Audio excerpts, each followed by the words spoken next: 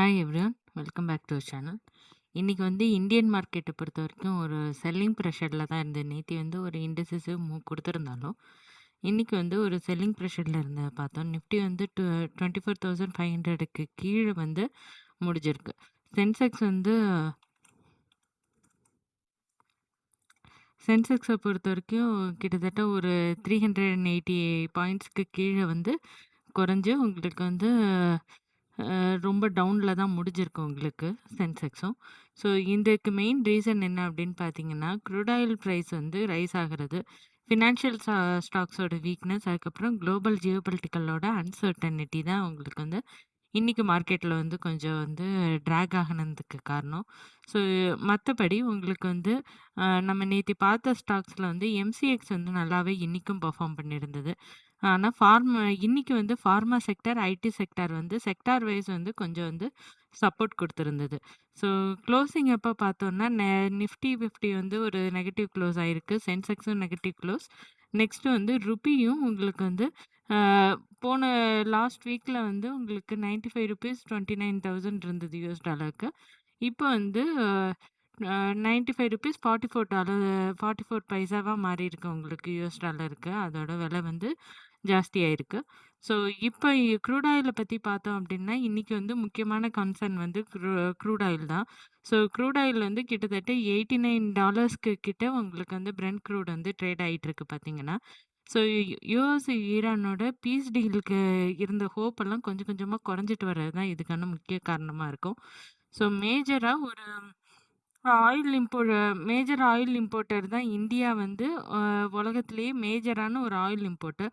So அதனால crude oil மேலே ஜாஸ்தி போய்க்கிட்டே இருந்ததுன்னா ருபி மேலே ப்ரெஷர் ஜாஸ்தி வரும். அதே மாதிரி கார்ப்பரேட்டோட மார்ஜின் பாதிக்கப்படும். அதுக்கப்புறம் ஓவரால் மார்க்கெட் சென்டிமெண்ட் வீக்காகவும் ஆகலாம். இன்ஃப்ளேஷன் ப்ரெஷரும் ஜாஸ்தியாகும். ஸோ இந்த 4 மெயின் பாயிண்ட் க்ரூட் ஆயிலோட ப்ரைஸ் மேலே ஏற ஏற இந்தியாவோட மார்க்கெட்டில் நடக்கலாம் உங்களுக்கு. ஸோ இன்னைக்கு பார்த்தீங்க அப்படின்னா, பேங்க்கும் ஃபினான்ஷியல் செக்டர்ஸும் தான் மார்க்கெட்டை ஃபுல்லாகவே ட்ராக் பண்ணுச்சு அப்படின்னு சொல்லலாம்.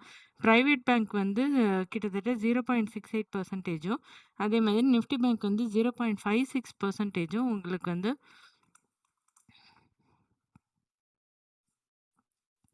கீழே இறங்கி முடிஞ்சிருந்தது. ஸோ மெட்டல் இண்டெக்ஸும் இன்னைக்கு ஒரு பெரிய ட்ராக்ல தான் இருந்தது, நிஃப்டி மெட்டலும்.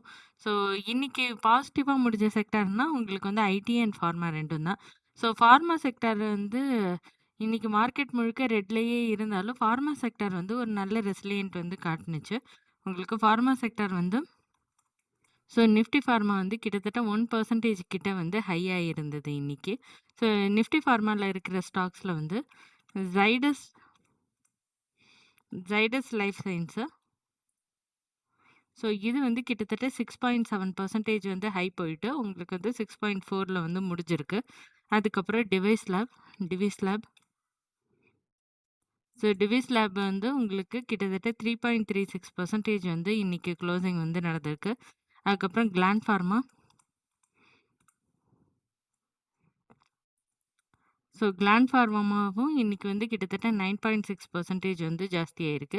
கிளாண்ட் ஃபார்மா ஜாஸ்தியானதுக்கு காரணம் ஏர்னிங்ஸோட Q1 ரிசல்ட் இது எக்ஸ்பெக்ட் பண்ணதை விட நல்லா வந்ததுனால தான் இன்னைக்கு கேப் அப்லேயே ட்ரேட் ஆகிருக்கு உங்களுக்கு. ஸோ நெக்ஸ்ட் ஐடி செக்டாரும் இன்னைக்கு உங்களுக்கு ஒரு பெரிய ரேலி இல்லை, அதாவது ஒரு க்ரீன் கலரில் இருந்திருக்கு அப்படின்ட்டு சொல்லலாம் உங்களுக்கு. 0.6% இருந்திருக்கு. ஸோ நிஃப்டி செக்டார் யூஎஸோட ஃபியூச்சர்ஸ் ரேட்டோட ஹைக் இருக்கிறதுனால உங்களுக்கு சப்போர்ட் கொடுத்ததா ராய்ட்டர்ஸ் சொல்லியிருக்காங்க. ஸோ ஸ்டாக்கோட ஸ்பெசிஃபிக்காக இன்னைக்கு என்ன நியூஸ் அப்படின்னு பார்த்தோம்னா, கிளாண்ட் ஃபார்மாவோட Q1 ப்ராஃபிட் உங்களுக்கு 47% இயர் ஆன் இயர் ஜாஸ்தியானதுனால கிளாண்ட் ஃபார்மா உங்களுக்கு ஒரு பெரிய பாசிட்டிவ் இன்னைக்கு கொடுத்துருந்தது. இன்னொரு நியூஸ் என்ன அப்படின்னு பார்த்தீங்கன்னா, BSE stock. So BSE stocks இன்னொரு மேஜர் டெவலப்மெண்ட். பிஎஸ்சி நிஃப்டி 50ல் விப்ரோவை ரீப்ளேஸ் செய்ய போகுது அப்படிங்கிற நியூஸ் வந்திருந்தது.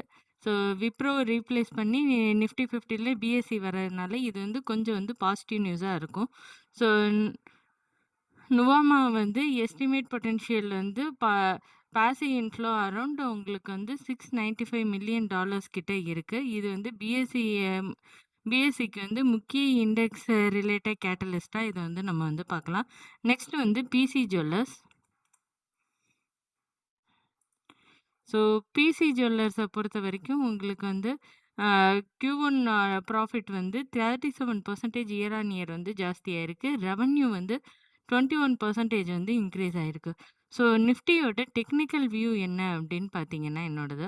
ஸோ நிஃப்டி வந்து 24,500 தான் அதுக்கு வந்து நெக்ஸ்ட்டு அ ரெசிஸ்டன்ஸா இருக்கும். அதாவது 24,550 வந்து இம்மீடியேட் ரெசிஸ்டன்ஸ் ஆவும்.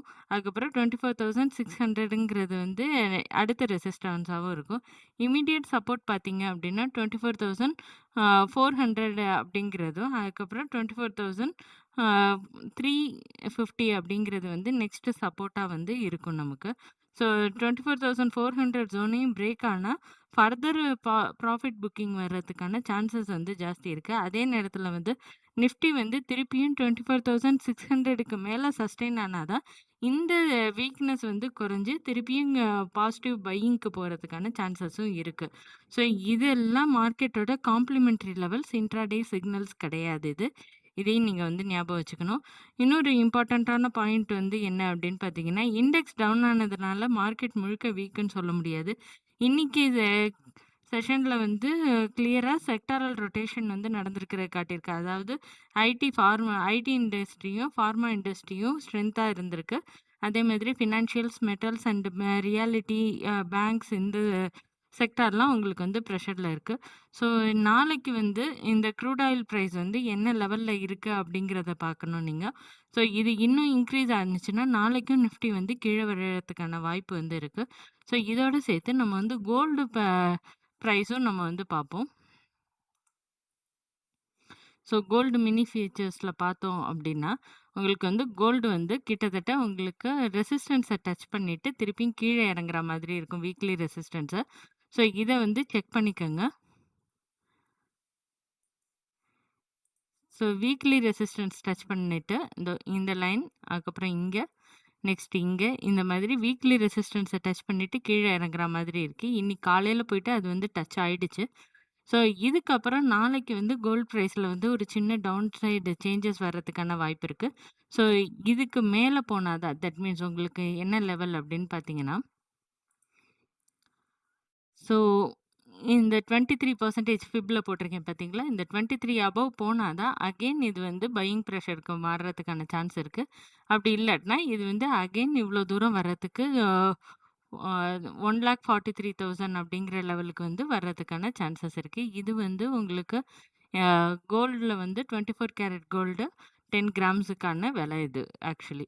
ஸோ இந்த விலைய பேஸ் பண்ணி நீங்க வந்து முடிவு எடுத்துக்கலாம். இப்ப வந்து லைட்டா ஒரு வீக்னஸ் வந்து தெரியுது உங்களுக்கு. ஸோ இன்னைக்கு டே முடியறதுக்குள்ள இத வந்து 23% வந்து கிராஸ் ஓவர் பண்ணாம இருந்துச்சுன்னா பெட்டரா இருக்கும் கோல்ட பொறுத்தவரைக்கும். ஸோ இது இன்னைக்கு இருக்கிறதுலேருந்து எம்சிஎக்ஸோட ஸ்டாக்ஸையும் நம்ம வந்து பார்த்துடலாம். எம்சிஎக்ஸ பொறுத்தவரைக்கும் ஸோ எம்சிஎக்ஸ் வந்து நேத்தி வந்து டவுன் ட்ரெண்ட்ல வந்திருந்தது அப்படின்ட்டு சொல்லியிருந்தோம் நம்ம. ஸோ டவுன் ட்ரெண்ட்ல வந்தது வந்து இந்த மந்த்லி டைம் ஃப்ரேம்ல பார்த்தீங்க அப்படின்னா, மந்த்லில வெளியில பிரேக் அவுட் ஆனது அகைன் உள்ளாரையே இப்போ வந்து ஃபாலோ அப் ஆகி உள்ளார வந்துருச்சு. ஸோ இந்த ஸ்டாக் வந்து நெக்ஸ்ட் லெவல்ல வந்து உங்களுக்கு லாங் டேர்ம்ல வியூ பார்த்தீங்க அப்படின்னா 3722 அப்படிங்கிற லெவல் வந்து லாங் டேர்ம்ல ரெசிஸ்டன்ஸா இருக்கும். இம்மீடியேட் ரெசிஸ்டன்ஸ் அப்படின்னு பார்த்தீங்க அப்படின்னா, இப்ப இது பிரேக் அவுட் ஆகி திருப்பி உள்ளார வந்திருக்குல்ல. உள்ளார வந்தது வந்து நாளைக்கு சின்னதா ஒரு ரெட் கேண்டில் வந்து வந்திருந்தாலும், உங்களுக்கு 2850க்கு கீழ அந்த ரெட் கேண்டில் வந்து க்ளோசிங் வைக்காம இருந்தாங்க அப்டின்னா, இந்த பிரேக் அவுட்டுக்கான ரீட்ரேஸ்மென்ட் வந்துட்டு, அது வந்து திருப்பியும் மேல போறதுக்கான சான்சஸ் இருக்கு அப்டின்ட்டு சொல்லலாம். ஸோ உங்களுக்கு வந்து இந்த மாதிரி நிஃப்டில வந்து எந்தெந்த ஸ்டாக்ஸ்லாம் பெட்டரா பெர்ஃபார்ம் பண்ணுது, அதுக்கப்புறம் கோல்டோட ரேட் என்ன? அதுக்கப்புறம் மார்க்கெட்ல வந்து என்னென்ன மாதிரி நியூஸஸ்லாம் இருக்கு? இன்னைக்கு எந்த செக்டார் வந்து ரொட்டேஷன்ல இருக்கு? இந்த மாதிரி நியூஸஸ்லாம் உங்களுக்கு டெய்லி தெரிஞ்சுக்கணும் அப்டின்னா, எங்க சேனல வந்து சப்ஸ்கிரைப் பண்ணுங்க அண்ட் ஃபாலோ பண்ணுங்க. Thank you.